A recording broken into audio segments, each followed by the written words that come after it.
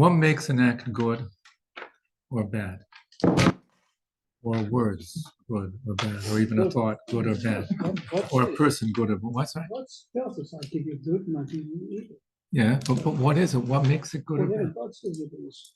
Whatever God says it is. Yeah. I have a feeling, though, that that's not common usage. I don't know. Because God says you can kill a person. well, he's a wonderful person. He's a great person. Well, but you know what? He eats cheeseburgers. God says you can kill a person coming into your house to steal. Yeah. But what happens if he's a study? Why is he coming to steal I it? don't know. But I want a measure of what you're saying. The definition of good and bad is whatever God says is good and bad. So every time we have to look in the book and figure it out. But I don't think that's common usage. When we say this person is a good person, what this person did is good. Or like this young lady said, that if a person did something that he or she wouldn't want done to himself, so then that's a bad act. So that sounds purely utilitarian. Because it makes sense. Don't do things to other people that you want done to yourself, because it's going to end up being done to you if you do it to others. It's nothing altruistic about that. It's purely pragmatic. Just makes sense, right? There's another person to admit. I just saw a quote from there's a Jewish American philosopher. What's his name? Sidney Morgenbesser. They asked him about, there's a philosophy called pragmatism.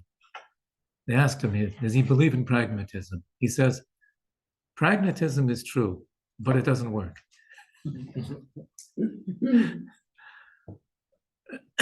So we think about social contract.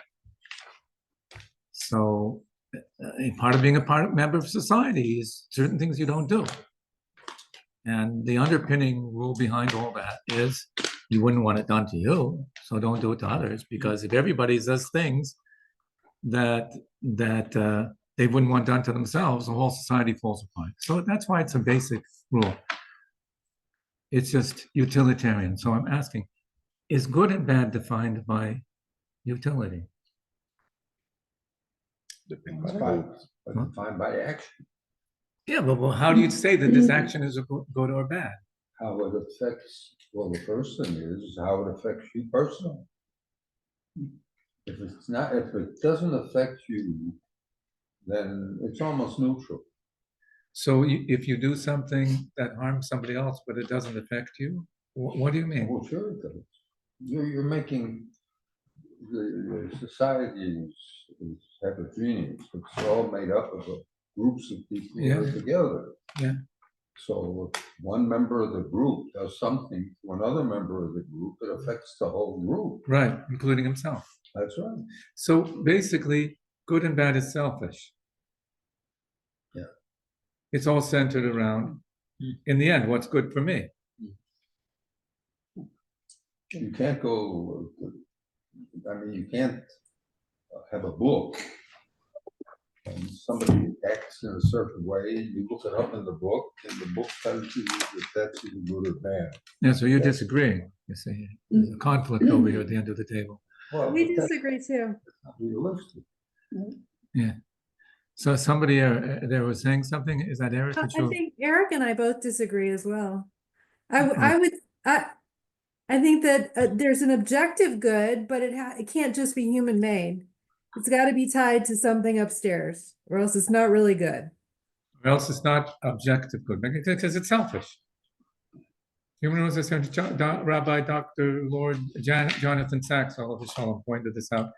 The difference between the golden rule, which is a golden rule in Europe and in China and everywhere else, and what it says in Leviticus, in Torah, you should love the other person just like yourself. Mm-hmm. Oh, that's a different formula. Mm-hmm.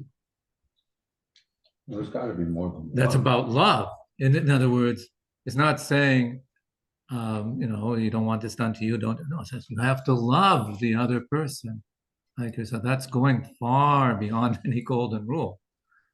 And then you That's have not to utilitarian interpret- anymore. You have to interpret love. Oh yeah, then you got a problem with love. Okay, we got a problem with love. So, the reason I'm bringing this up is because, like I mentioned last week, there's these two words that appear many times in Tanya, and they have a completely different meaning than how we usually use them: good and bad. And they're fundamental words. I mean, the Torah is about what's good and what's bad, but good and bad have a different meaning to them. Because if it's selfish, it's about you, it's a lie. Because you're not the one in control of the universe. You're not the center of the universe. So how can you make the measure according to yourself if you're not the center of the universe? So the center of the universe is the creator. Right? So then we're back to, well, we have to look in the book each time. Oh, there must be some common denominator between all these things that are good and all these things that are bad. And that's something that we're trying to get to the bottom of in Tanya. And we'll keep you in suspense because we don't really deal with it head on until we get to chapter 6. But we do deal with it somewhat here. We're in the last leg of chapter 1. Rabbi Solis, for some reason, only printed chapter 1. I guess he figured everybody would drop out by the time we get to this point. The first page says chapter 1 and 2, but it's actually only chapter 1. Yeah. See, don't believe everything you read. I sent him all 4, but he doesn't think anybody's going to see. No way. So let's summarize where we got up to. And to help us summarize where we got up to until now, I happen to have written a summary over here on page 24 of where we got up to. So I'll just read from there because that got so severely edited that I can't do any better by now. So let's clarify the general direction that we're heading. You see that note there in 24 in the middle of the page? Mm-hmm. The first issue raised in this chapter remains unresolved. How are you expected to consider yourself a Russia when that is both forbidden and perilous?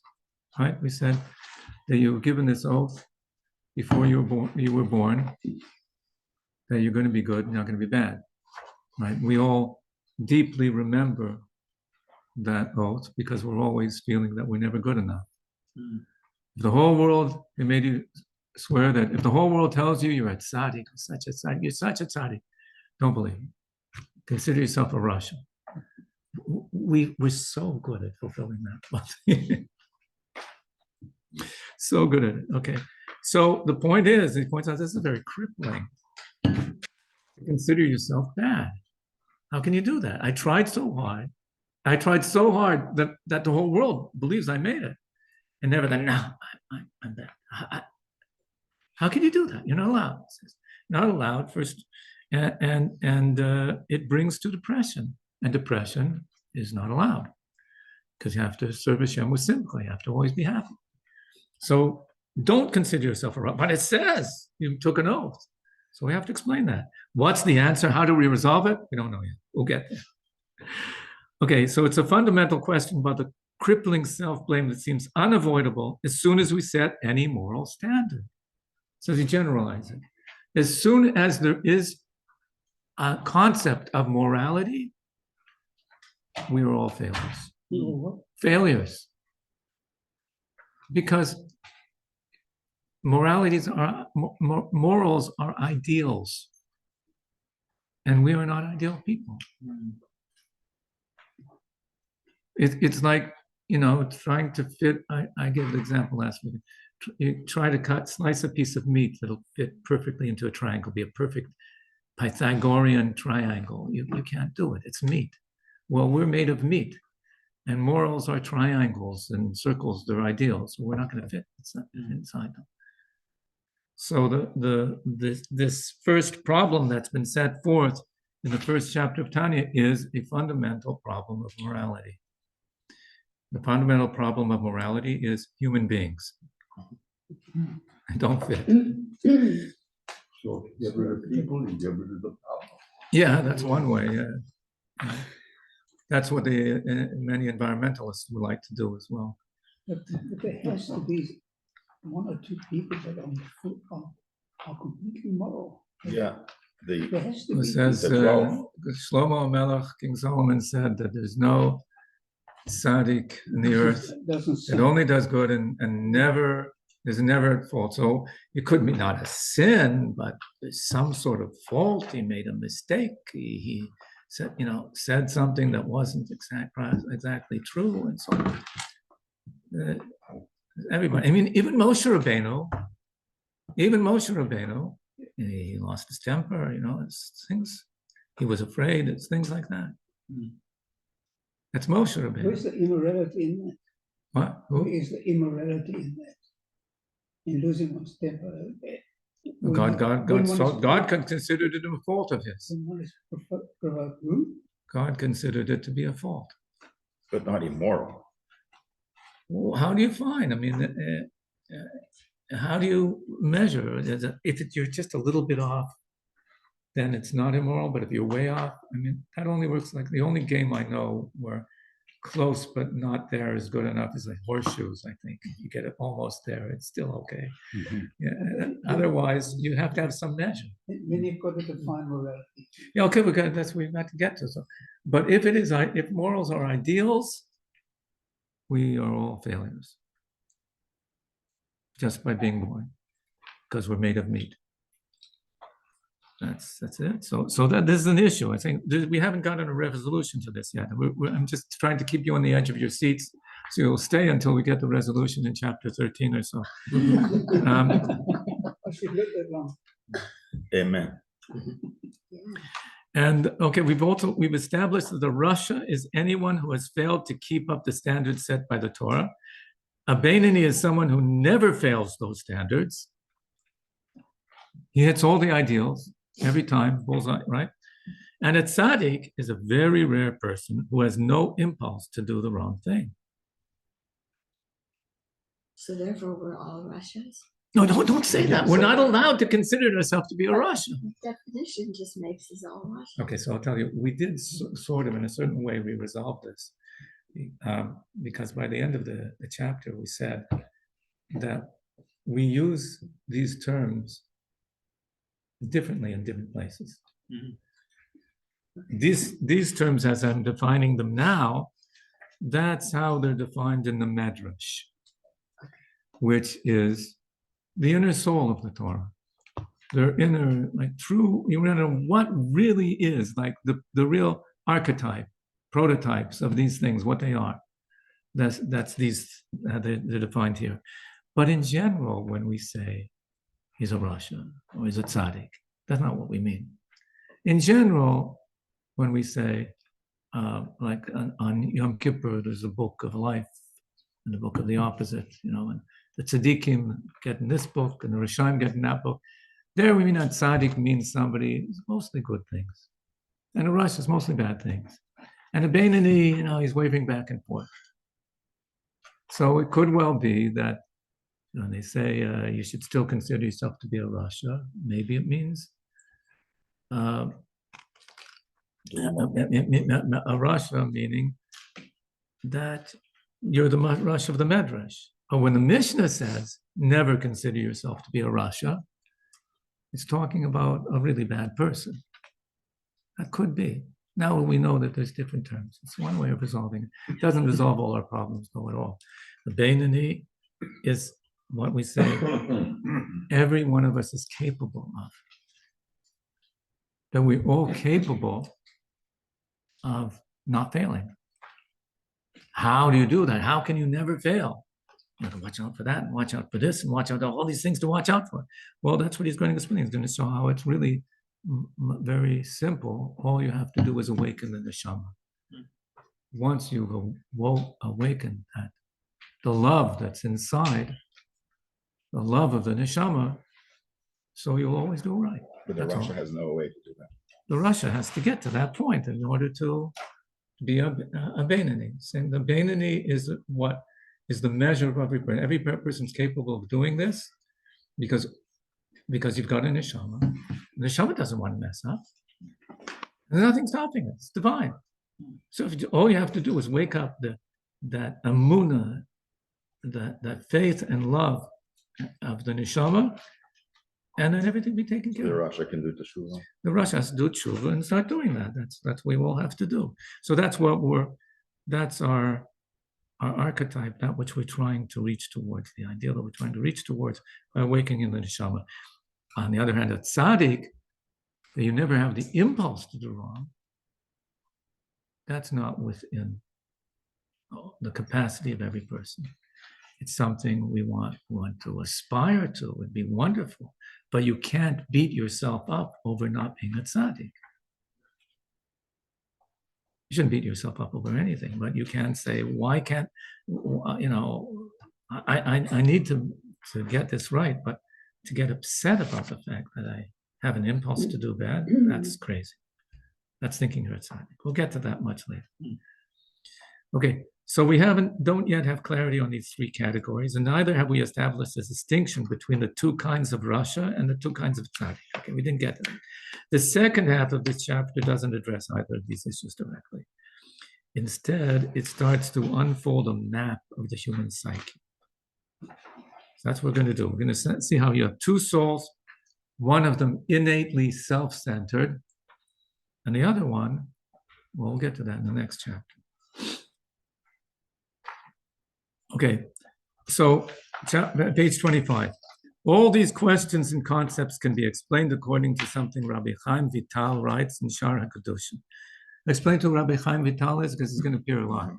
Rabbi Chaim Vital was a Kabbalist in Tzfat in the 16th century, the golden age of Tzfat, where many great halachists and Kabbalists and poets and were all there in Tzfat. Tzfat was central at the time to the Silk Route.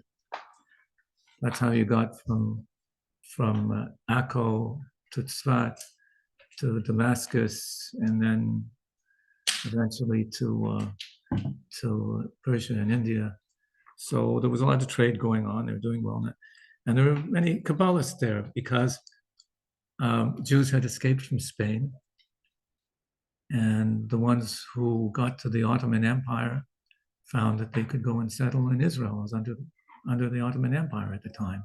And the best place to settle was in the north, in the Galil.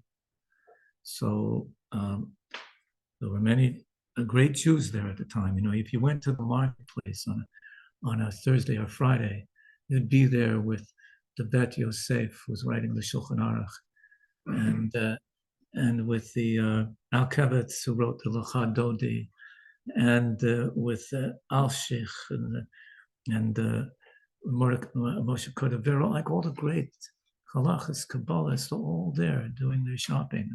And they were all businessmen too at the same time. So came there a young man, well, he was in his 30s when he came, from Egypt, Rabbi Yitzhak Luria. Rabbi Yitzhak Luria was either born in Israel, but lived maybe in Egypt, but he lived most of his life in Egypt. And he had the greatest of teachers, Rabbi Betzalel Ashkenazi. He wrote the Shita Mukabetzis on whole Talmud. And we even have a document which is signed by the Rabbonim of Cairo at the time. And Rabbi Yitzhak Luria's signature is on there. And we figure he must have been 14 years old at the time. So he's obviously a very special student. And yeah. Who was this Betzalel Ashkenazi? Betzalel Ashkenazi was he related to Chacham Tzvi no, this is long before. before? Yeah. Well, this is the 16th century. Chacham Tzvi is the 17th century, late 17th century. But could it be the grandfather or father or something? No? Why do you think they're related? So Because the last name. Ashkenazi, yeah. Yeah, Mishpacha Ashkenazi. There's a lot, many people there in the Middle East are called the last name Ashkenazi, probably because they came from Ashkenaz to there, so we'll call that. And Rabbi Yitzhak Luria, there's many called him Yitzhak Luria Ashkenazi, but the Sephardim won't call him that. I think it was called Ashkenazi because He was went, he Ashkenazi, but studied, taught Sephardim. right, he learned in the Ottoman Empire from Sephardim, and then he came back to Frankfurt. So that's why he was called Ashkenazi as well, yeah. So it's Ashkenazi, but that's all. Ashkenaz is the Rhine Valley.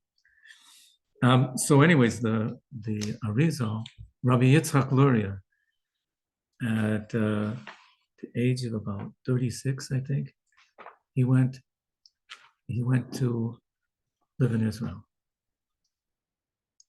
Until then, what he'd been doing, he had a little, even though he had a big, he was from a wealthy family, and married into a wealthy family, but he sat in a little hut on the side of the Nile for the whole week long, studying Torah and poring over the Zohar, and would only return to his home on Friday evenings for Shabbos, and then go back to this place on the Nile. And he did that for many, many years.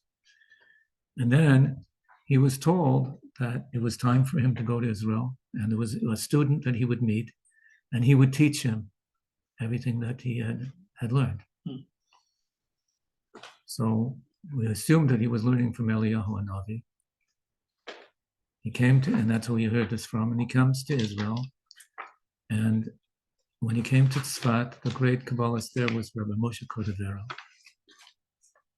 And it seems that he learned from Moshe Cordovero as well. And then Moshe Cordovero, but nobody paid much attention to him. Somebody came from Egypt, they didn't ask him. He held it all inside. When Moshe Cordovero passed on at his funeral, they saw that there was a pillar of fire. Some people were able to see a pillar of fire over his grave. And Rabbi Yitzhak Luria said a eulogy for him.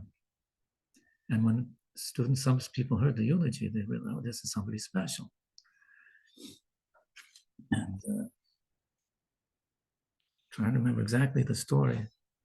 Rabbi Chaim Vital came to Yitzhak Luria, wanted to check him out and see if what he knows.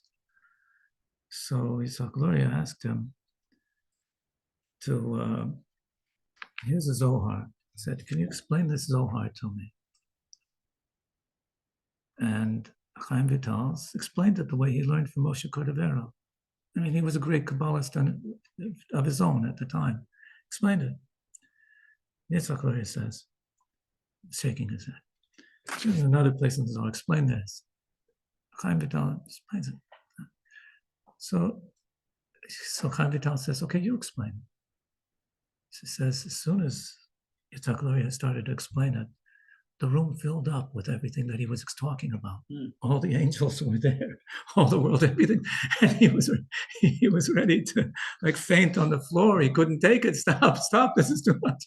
He realized this is the real thing. And he revealed to him, he said, the Kabbalah of Moshe Cordovero, you could see how he had figured this out.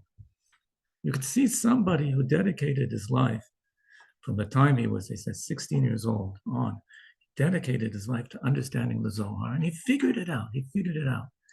But when Yitzhak Luria spoke, the things he was telling, there's no way anybody could have figured this out. It makes sense of everything in the Zohar, but you couldn't have figured this out. Somebody had to tell you.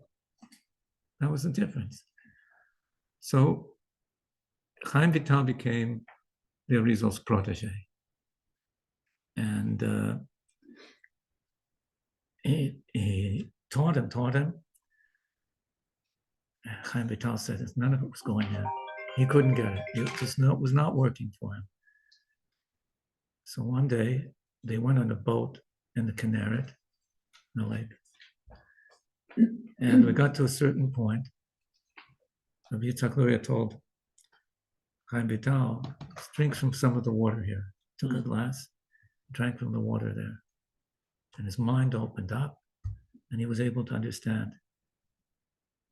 That was the place where the Eresh of Miriam, the well of Miriam, is underneath the Kinneret at that point. That's the water that he drank from. Then at that point, he was able to understand. Then he started bringing his friends. They were also here. And they all sat around and they all learned. And then there was a typhoid epidemic in Sfat. And Rabbi Yitzchak said, we're all going to move our homes to live together in one area. You can go to that area. The house of the Arizal is still standing there. In that one area, we'll all live together and we'll live in peace together as one. And then the epidemic won't be able to affect us. And so it was. And they were immune from the epidemic. Until one day, some kids were playing outside, and one started quarreling with the other. And the mothers came out, trying to settle it. And one of the mothers said, well, it's your son's fault. And the mothers started fighting. And then the husbands came out and saw what's a fight going on. They started arguing with each other. And then the news came that the Arizal Rabbi Yitzchak was ill. And he wasn't even 40 years old yet. He'd only been in Sfat a little over 2 years. And he died. So at that point, Rabbi Chaim Vital felt that it was all his fault. He shouldn't have brought all the other Talmidim. This was only supposed to be just for him to learn. And he buried much of his writings and ran off to Damascus. And the other Hebrew they're looking for, they found some of his documents and others they couldn't find. And somebody had a dream and found out where the other ones were hidden. They tried to get him back from Damascus anyways. And they decided that none of these writings that they found, Chaim Vital had written down everything his teacher had taught him, none of these writings, and some of the other students had also written, should go beyond just our inner circle. But pretty soon it was all over Tzfat, and pretty soon it was all over Israel. And even though all the Chachamim, sages in Israel said it shouldn't get out of the land of Israel, within 50 years it was all over Europe. In fact, the teachings of we call them the Arizal. Ari stands for, depends whether you ask a Sephardi or an Ashkenazi.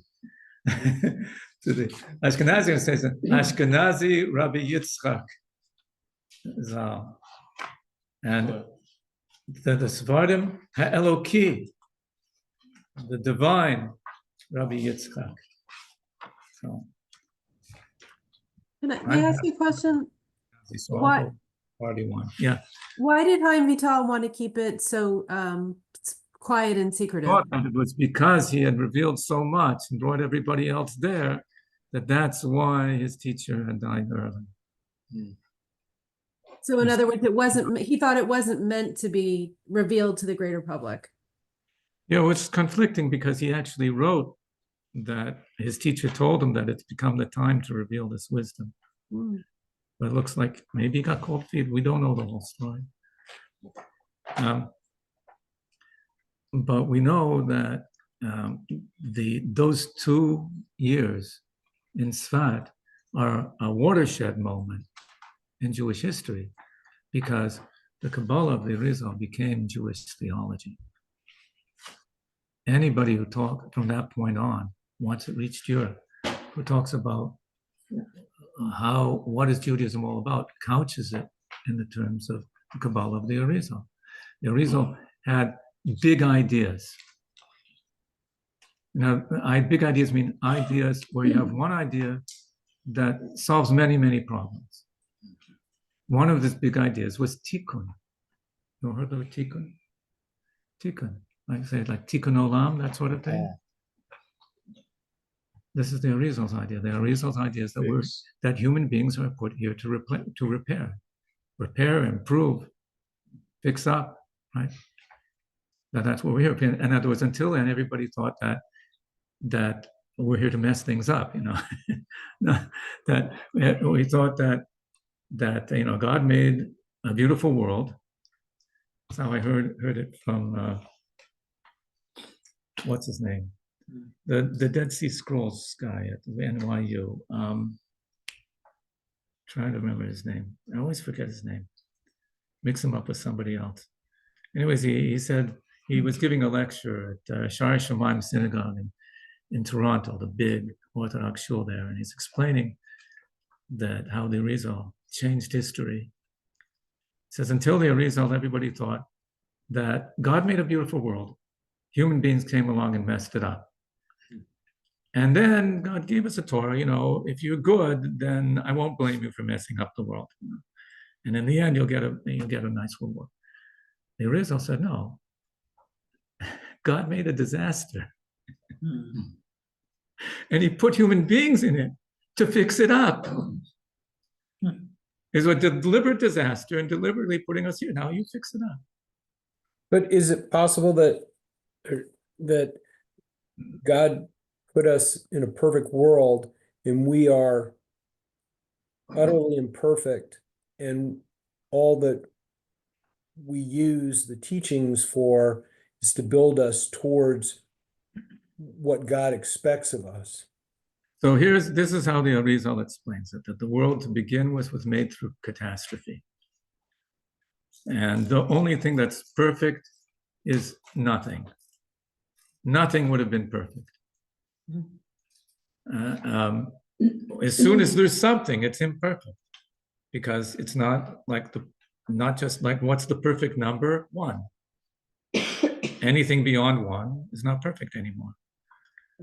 So as soon as there's something, it's imperfect. But not only that, to create a world such as this was only through complete concealment and disaster, catastrophe. But then the potential of the world is tremendous, because through this world, through this catastrophic world, you can reach to the very essence of God. So he puts the human being in it to repair this world, that you can get there. And this world would be the ultimate world, but only once we repair it. And that's what explains all of the mitzvahs. With one idea, explains all of the mitzvahs. There's another 2 or 3 big ideas such as that as the result. But that idea of empowering the human being is at the core of every Jewish movement to this day. But we all believe that we can fix up the world, we can improve the world, make the world better. The idea got to Europe, and it inspired not just Jews. There were, of the intelligentsia of Europe, there were many who were fascinated with these ideas. And great thinkers such as Gottfried Leibniz, Christian von Knorr, Henry Moore, what's her name? And can't remember her name. Anyways, they all read, because there were people who were translating the Kabbalah, the writings of Rabbi Chaim Vital, which would teach the teachings of the Arizal, translating it into Latin and distributing it amongst all the intelligentsia. So the whole idea of progress and improving society that arose in the 7th century is tied to this idea of the Arizal, of Tikkun. The Renaissance ended up in a disaster. The which one? That Enlightenment era, the Renaissance, ended up with disaster. In Italy. This is In the post. whole of Europe. Yeah, but this is like 17th century talking about. So Is that a good example to use? well, no, the 17th century is when we got the ideas that became the Republic and liberalism and progress, improving society. And that's why we were able, the planet is able to support 8.5 billion people today, only because of those ideals that reached us in the 17th century. And by that, how do you explain the French Revolution? The which one? French Revolution. Well, that was a disaster. Yeah, I'm telling you, that's no, what, that's no. what's the result of it. Yeah. Why did you say it was a No, disaster? the British did a much better job. But I studied politics in Yeah. college, and I never understood at the time. Everything we spoke about was about the French Revolution. I think, what's this relevant? Everything we enjoy today came from the French Revolution. And that's what the French like to tell you, but Yeah, the British will that's tell the you point. otherwise. Yeah, but that was the point. I mean, not for the aristocrats, but what it I think we did better was it get back to created- It wasn't under the that's Okay, I But bet what- I stepped in the wrong direction. Let's stay away from politics before they start mentioning but it President created Musk and so democracy. on. That was the Sorry. start of So- democracy. the French what Revolution. the British were starting in. Yeah, I studied politics at a British institution, and I couldn't understand. All they kept talking about was the French Revolution. Why is this relevant? Why is this relevant? Every class French Revolution. yeah. My It was just- professor was an anarchist. To him, the central date of history was 1848, and anarchism and everything, and everybody else was wrong. So whatever perspective you take, stay away from them from now. The point was the Arizal's teachings had a huge impact, not just on the Jewish world, but on the non-Jewish world as well. And if you were a scholar at the time in Europe, the Arizal was. I mean, even in halacha, when we're learning halacha, they'll be debating, which is the way it should be done, and so on. And somebody, well, the Arizal did like that. End of story. If that's what the Arizal did, that's what we do. Happens over and over again. So it's a huge, and because he was actually a Rav, he was answering shilas in halacha. So the very few people have that stature as the Arizal. So, and you see that as well here, that when in Tanya, when he brings the Rabbi Chaim Vital or the Arizal, he quotes in the same way that he'll quote Zohar or Talmud, with tremendous authority. And there are very few of the recent sources that he cites. All the recent sources that he cites are either the Arizal or his students. Whereas, he won't even cite in here other well-known books of the time, Maharal, Shalom. He doesn't say them by name, but the Arizal over and over again. Okay, so Rabbi Chaim Vital writes there in Shara Kedusha, and also in the Eitz Chaim. So it's something that he got from the Arizal. Because he wrote in the Eitz Chaim what he received from the Arizal. So there he explains that every Jewish person, whether a tzaddik or a rasha, has two souls.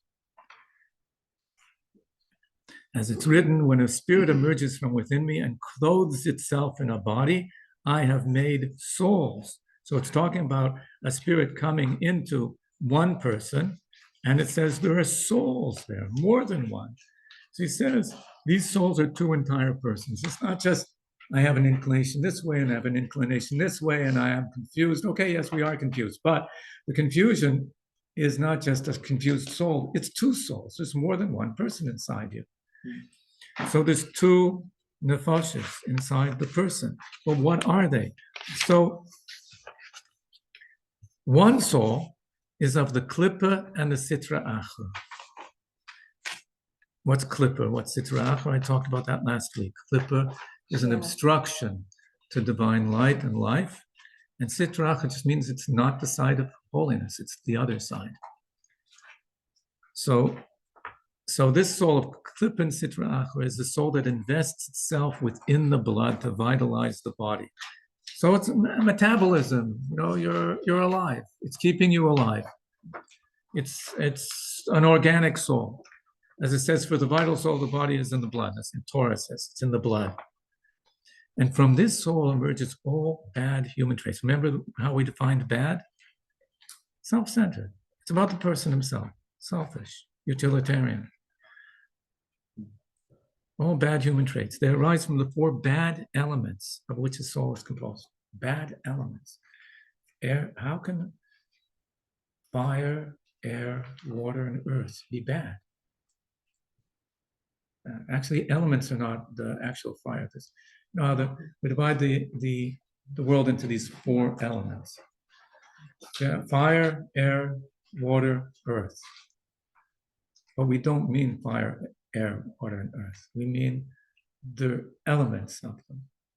What we really mean is that there are four natures or four characteristics, qualities about our world. What are they? Well, we call them fire, air, water, earth. What are they exactly?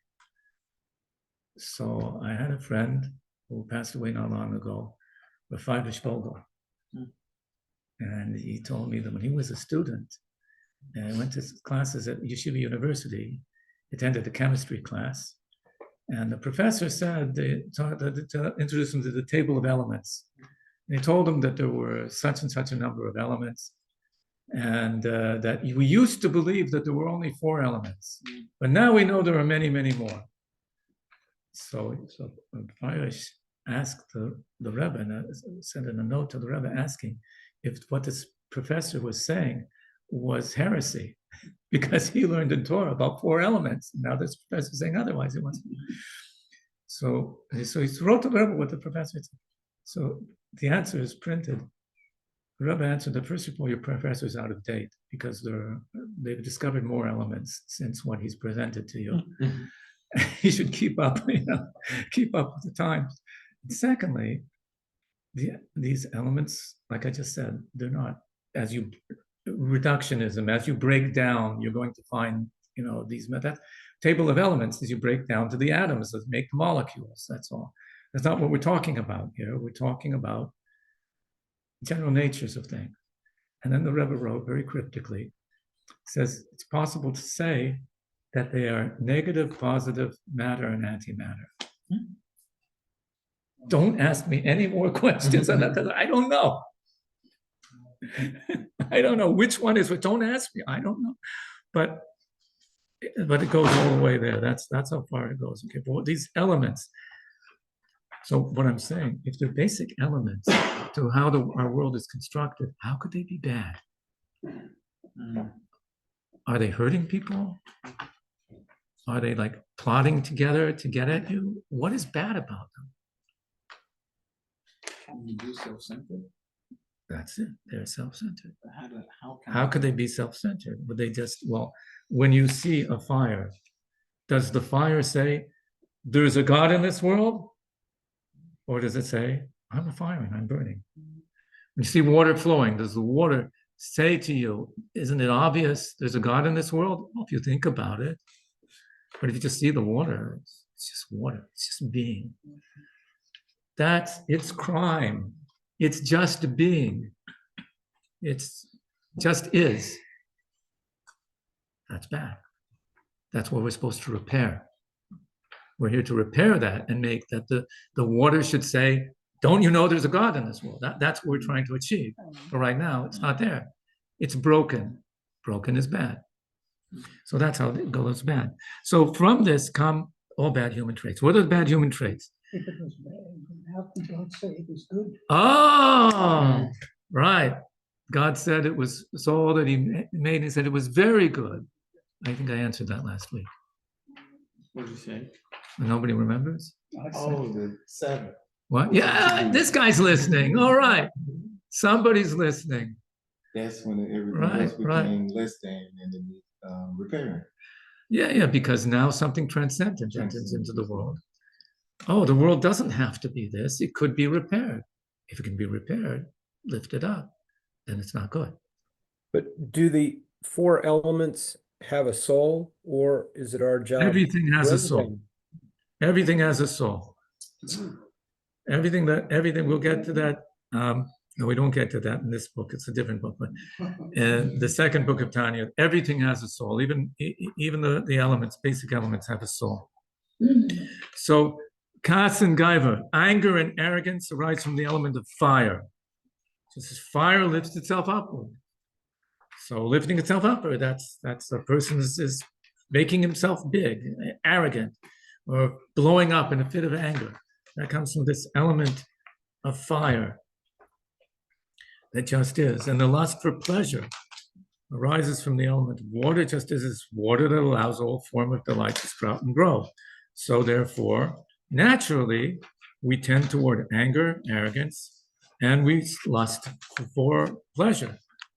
And then you have hololus, leitzonis, frivolity, mockery, boasting, we're at page 28, and chattering arise from the element of air, because all this is just full of air. Like the difference, boasting is not like arrogance. Arrogance, the person really believes he's big. Boasting is just showing off. He doesn't even believe himself what he's saying. So that's all just air. And laziness and depression rise from the element of earth. So if you're one of the naturalist physicians, you will be able to say, well, your element, you have a predominance of this element or that element, and now we have to correct this and correct that.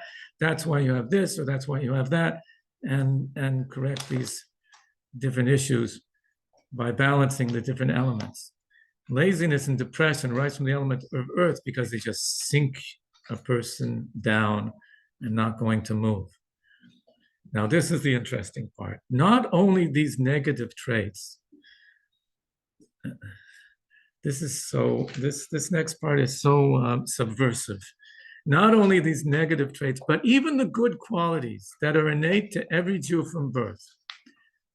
So the Talmud says, what are the three signs of this people, the Jewish people? Okay, like if you ask certain nations, what's the quality of your people? They say, oh, we're brave. And other nations say, well, we're smart. And other nations will say, well, we know how to survive, or we're honest, or something like that. What are the three indications of these people, the Jewish people? That they are compassionate, they love doing acts of kindness, and the third one that he doesn't mention here is busha, to have a sense of shame. Compassion, kindness, and a sense of shame. That has nothing to do with this over here, but it always struck me that those are all feminine qualities. And generally, when you ask nations, what do they pride themselves in? They always give you masculine qualities. So the Jewish people are the woman of the nations.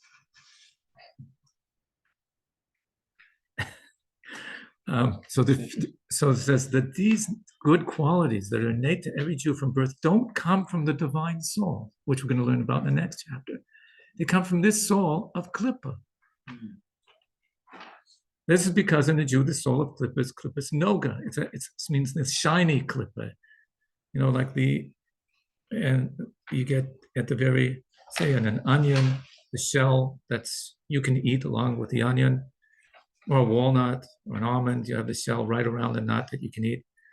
So that kind of klippa contains some good. Rabbi? Yeah, but it's mixed in. Yeah. Is that why maybe the woman controls the birth? Oh no, I shouldn't have brought this thing up with women because it had nothing to do with the chapter, and I can get way off track.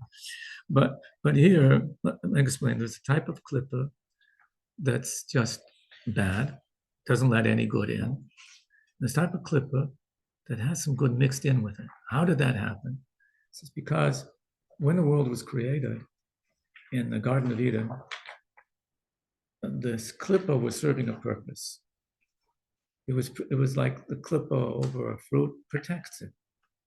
And this was actually a protection for the world that shouldn't just dissolve into nothing.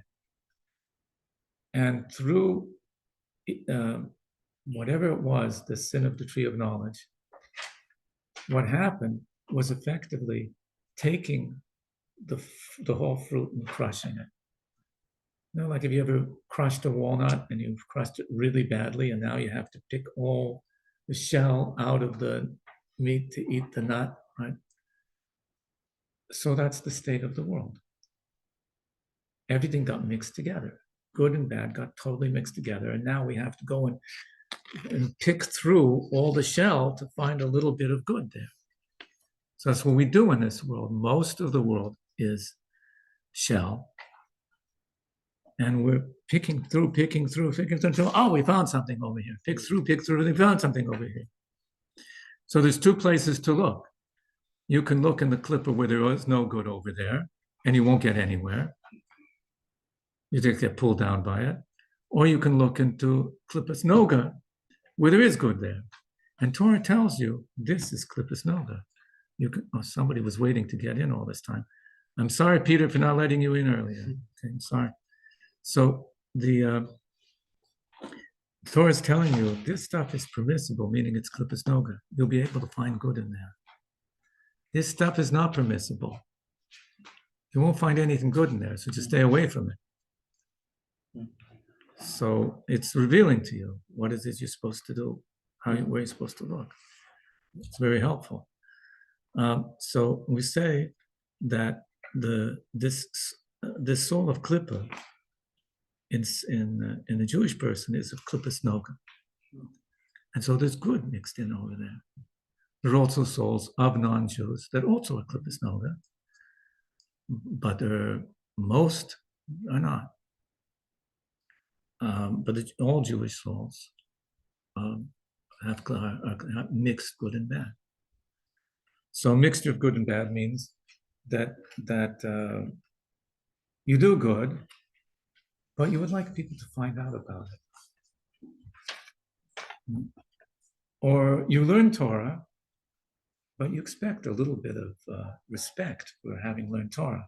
So it's always mixed in a little bit of your own ego, and you can't tear them apart. You love doing acts of kindness because it makes you feel so good. It makes you feel like a good person. And then you think, why am I doing this? I just wanted to do it for the good, but I can't get rid of this feeling that it's making me feel good. So it's always mixed up. So that's when it's completely from the soul of Klippa. So then he talks that is not the case with the souls of the other nations of the world. They're not of Klippus Noga, but of the impure Klippo that have no good in them at all. I have to change this word. Shouldn't have written impure because it doesn't work. If there's no good in them at all, they're not impure. Impure means it's a mixture. I have to change that. But the word can't be translated, the tame. We'll get to that later. So there's no good in them at all. So that's talking about in general, the nations in general, because elsewhere in the Siddur, the same author, Rabbi Freeman, writes that this is just in general, but there are souls who are different. But in general, they do good. But, and this is a quotation from the Tikkun Zohar, any good the nations do, they do for their own selves. It's self-serving, right? Like any psychologist would tell you, person's doing good, it's self-serving. Why else would he do good? So it's not genuine good. There's no altruism there. I mean, psychologists tell you altruism is impossible. Torah says it is possible. This is self-serving. Now this is interesting. The same point is made in the Talmud. Now let me tell you the story behind this one. The kindness of the nations is in it. The story is that Nebuchadnezzar had an advisor. Nebuchadnezzar, the great conqueror and builder, had an advisor. His name was Daniel. You heard of him, right? So Daniel advised Nebuchadnezzar, you want your kingdom to last? You want to sit in your throne for a long time? I'll give you advice. It's called social welfare. The king should distribute funds to the poor. He says, why would you have stability? They're not going to revolt against you. And so he did that. And he lasted on his throne. So the first social welfare system was there. Daniel invited. Okay, so he did it. So it's a wonderful thing that he did. He's being kind to all his people. Now tell me, is it a good thing or not a good thing? It's a good thing. We should have more of that. But the Talmuds say on this, Chesed l'umim chatas, and it's a verse from Proverbs, but they applied it to him because he's not doing it because he cares about the poor people. He's doing it because he wants to last on his throne. But it's a good thing, right? But not in Tanya. It's not good. We have to put a wall between them. Sometimes we're talking about good and bad. Yeah, this is good. We want more of these good things. But in this realm that we're talking, that's not good. That's bad. I don't know where we're speaking. So it says that all the charity and kindness done by all the nations of the world is only in order to feed their pride over others. That type of, and it's good. We should do good things. it's a strange thing that we like look at politicians, diplomats, and so on. We say he's only doing this in order to keep his business. Well, why else would he do it? But two things could be true. Yeah, Like he's like, it helps him stay in power, and maybe it's a nice thing. Why is he really doing it? We're saying generally living organisms survive that are social organisms such as us, or lions or birds. They have to have empathy towards each other. That's part of survival. Human beings, societies that have no empathy, they don't last very long. The more empathy, the longer, the more cohesive they are, they last more. So it's utilitarian, it's pragmatic, it's self-centered in the end. But what about that whole thing from Perkele vote, like mili? Okay, that's too much for me right now at this point, but yes, it's an issue. And we got chapter 2. So please look over chapter 2 for next week and review chapter 1, of course. Take them both home. And chapter 2 gets very exciting, talking about the divine soul and staying connected about the entire Jewish people as one single body. It's an amazing chapter. Thank you for making it this far. And sorry, Peter, for letting you in so late. I didn't see you knocking on the door over there. See you all next week. Good night. Thank you. Can I ask a question?